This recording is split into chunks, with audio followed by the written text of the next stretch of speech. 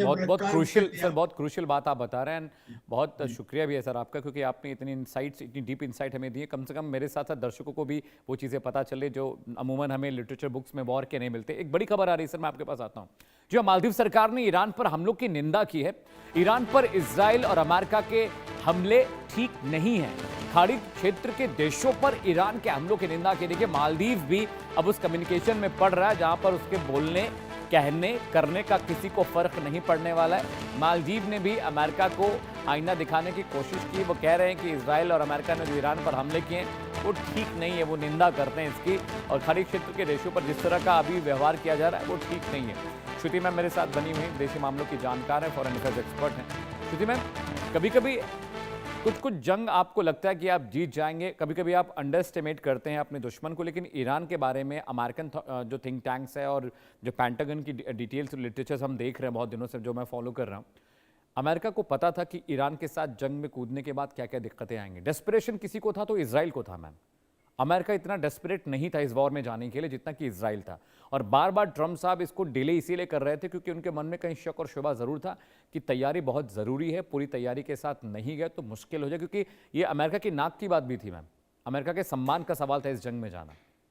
श्रुति ma'am. America का सम्मान और ट्रम्प की रजीम का भी सम्मान, तो वो अपनी निजी और रिपब्लिकन्स के लिए भी लड़ रहे हैं। अगर वो नहीं इस जंग से बिना कुछ अपना बैनर लाइक बनाने लायक कोई बड़ी सी विक्ट्री अगर वो लेकर नहीं पहुंचे तो मिड टर्म्स में इनका बुरा हाल होने वाला है, क्योंकि उनकी अप्रूवल रेटिंग्स बॉटम लो पे हैं। जंग शुरू होने से पहले 70% अमेरिकन इस जंग के हक में नहीं थे। तो अपने जनसंख्या के हित के अगेंस्ट, मत के अगेंस्ट जाके इन्होंने ये वॉर लड़ी है। और वो भी क्योंकि उनको पता था कि इसराइल को एग्जिस्टेंशियल क्राइसिस फील हो रहा है। इसराइल का एग्जिस्टेंशियल क्राइसिस रियल है, ट्रू है, बनावटी नहीं है। क्योंकि ईरान और उसके नॉन स्टेट एक्टर्स कई तरीकों से इसराइल के ऊपर कंटिन्यूसली 1948 से किसी ना किसी रूप में प्रहार करते आ रहे हैं। ये एक फैक्ट है, ये हिस्ट्री है, इसको हम झुटला नहीं सकते। लेकिन इस तरीके का जो ये अभी अटैक हुआ है, ये अटैक को कोई जस्टिफाई भी नहीं कर सकता। The point is we can all be on the same side of the equation. हम सबको पता है कि इसराइल के साथ जो हो रहा था वो गलत है। हम सब इसराइल का साथ देते हैं। हम उसके ये प्रॉब्लम समझते हैं कि बार बार कोई देश अगर आपके यहाँ पे आतंकियों को भेज रहा है और आपके खिलाफ टेररिस्ट एक्टिविटीज को प्रमोट कर रहा है, तो आपके लिए कितना दुखदाई ये एक वो देश बन जाता है, एक नासूर की तरह बन जाता है। तो we all emote with Israel, but we also emote with the fact कि अमेरिका ने जो ये वॉर किया है, ये अपने पेट्रो डॉलर को स्ट्रॉन्ग करने के लिए और चाइना को चोक पॉइंट करने के लिए किया है। इसमें Israel is just a by product for America. कि अमेरिका को इसमें क्या दिख रहा था कि वो ये कर ले, कि क्यों घुसे वो इस वॉर के अंदर। और इसके अंदर जो सबसे दूसरी बड़ी बात है, अमेरिका का मैं किसी का मैं भी सुन पढ़ के ही कर रही हूँ ये काम।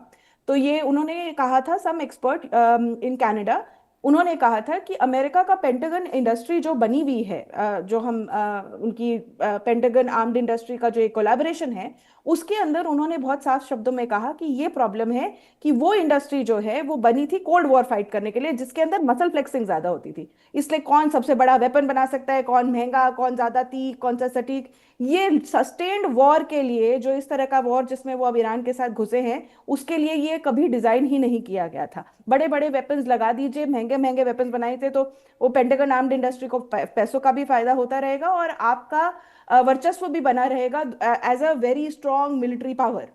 पर ये कभी इस तरीके का लॉन्ग अट्रिशन वॉर नहीं खेल सकते थे और ये उनको पता था। इनकी गलतफहमी ये होगी कि ये 1953 का ऑपरेशन एजैक्स की तरह इसको मान के चल पड़े। इसीलिए जब शुरुआत की, अगर आप इनके बयान सुनेंगे, तो उन्होंने कहा था कि ये 4-5 दिन में रजीम चेंज हो जाएगा। पर ये वो नहीं कर पाए, क्योंकि पहले जो ऑपरेशन एजैक्स हुआ था उसके अंदर भी यूएस घुसा था।